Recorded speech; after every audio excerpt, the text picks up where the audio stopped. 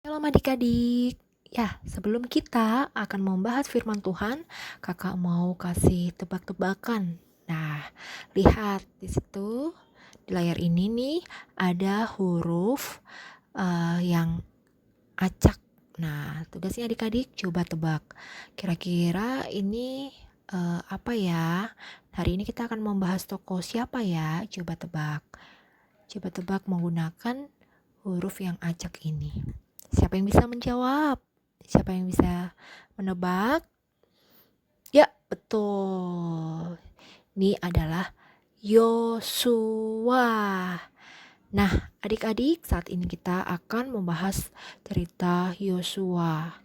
Yuk kita sama-sama buka Alkitab kita yang tentunya sudah kita persiapkan.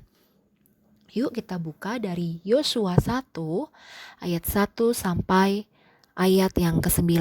Kita baca bersama-sama ya adik-adik. Yuk sudah ketemu semua? Ya, kalau udah mari kita baca bersama-sama. Perintah Tuhan kepada Yosua untuk merebut tanah Kanaan. Sesudah Musa hamba Tuhan itu mati, berfirmanlah Tuhan kepada Yosua bin Nun, abdi Musa itu demikian. Hambaku Musa telah mati. Sebab itu, bersiaplah sekarang, seberangilah sungai Yordan ini, engkau dan seluruh bangsa ini menuju negeri yang akan kuberikan kepada mereka, kepada orang Israel itu. Setiap tempat yang akan diinjak oleh telapak kakimu, kuberikan kepada kamu seperti yang telah kujanjikan kepada Musa. Dari padang gurun dan gunung Libanon yang sebelah sana itu sampai ke sungai besar, yakni sungai Efrat. Seluruh tanah orang Het sampai ke laut besar di sebelah matahari terbenam, semuanya itu akan menjadi daerahmu. Seorang pun tidak akan dapat bertahan menghadapi engkau seumur hidupmu. Seperti aku menyertai Musa, demikianlah aku akan menyertai engkau. Aku tidak akan membiarkan engkau dan tidak akan meninggalkan engkau. Kuatkan dan teguhkanlah hatimu, sebab engkaulah yang akan memimpin bangsa ini memiliki negeri yang kujanjikan dengan bersumpah kepada nenek moyang mereka untuk diberikan kepada mereka. Hanya kuatkan dan teguhkanlah hatimu dengan sungguh-sungguh. Bertindaklah hati-hati sesuai dengan seluruh hukum yang telah diperintahkan kepadamu oleh hambaku Musa. Janganlah menyimpang ke kanan atau ke kiri, supaya engkau beruntung kemanapun engkau pergi. Janganlah engkau lupa memperkatakan kitab Taurat ini, tetapi renungkanlah itu siang dan malam, supaya engkau bertindak hati-hati sesuai dengan segala yang tertulis di dalamnya. Sebab dengan demikian perjalananmu akan berhasil dan engkau akan beruntung. Bukankah telah kuperintahkan kepadamu, kuatkan dan teguhkanlah hatimu? Janganlah kecut dan tawar hati, sebab Tuhan Allahmu menyertai engkau kemanapun engkau pergi. Nah adik-adik, setelah Musa meninggal, Tuhan berfirman kepada Yosua sesuai janji Tuhan adik-adik. Tuhan akan memberikan negeri yang dijanjikan Tuhan bagi bangsa Israel, yaitu negeri atau tanah Kanaan. Nah, Tuhan menyuruh Yosua untuk menyeberang sungai Yordan bersama-sama dengan bangsa Israel menuju negeri yang sudah Tuhan janjikan. Nah, adik-adik,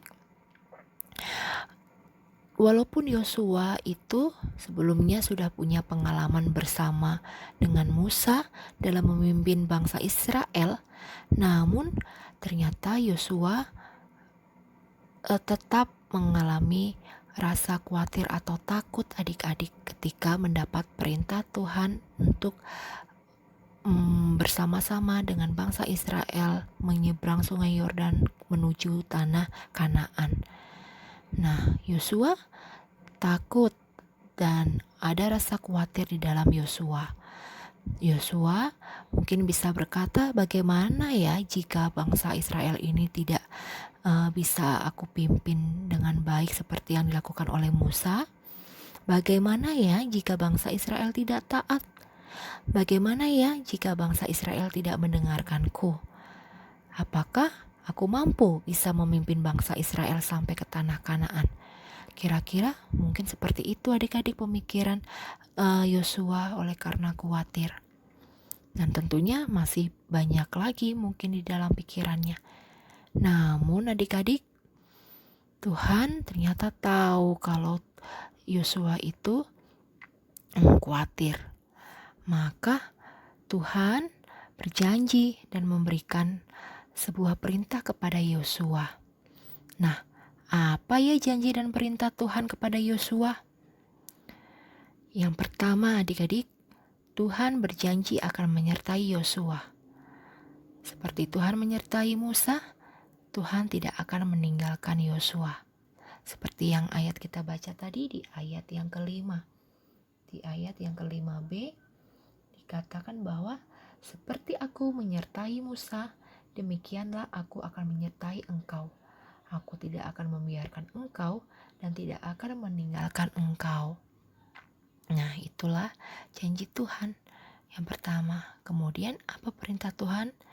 Yaitu Tuhan juga memberikan perintah kepada Yosua agar Yosua tetap teguh dan kuat hatinya dan bertindak sesuai perintah Tuhan.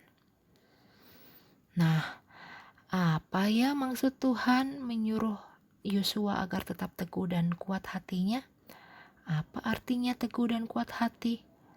Nah, adik-adik, artinya yaitu bahwa Tuhan menyuruh agar Yosua harus yakin dan berani oleh karena Tuhan terus menyertainya.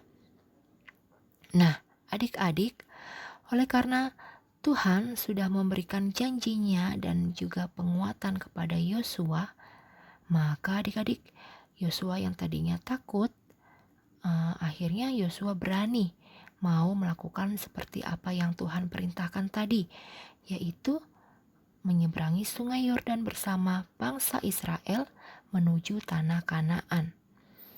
Nah, adik-adik, apa yang bisa kita pelajari dari firman ini ya?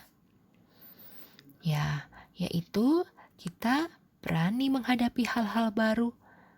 Mengapa kita berani?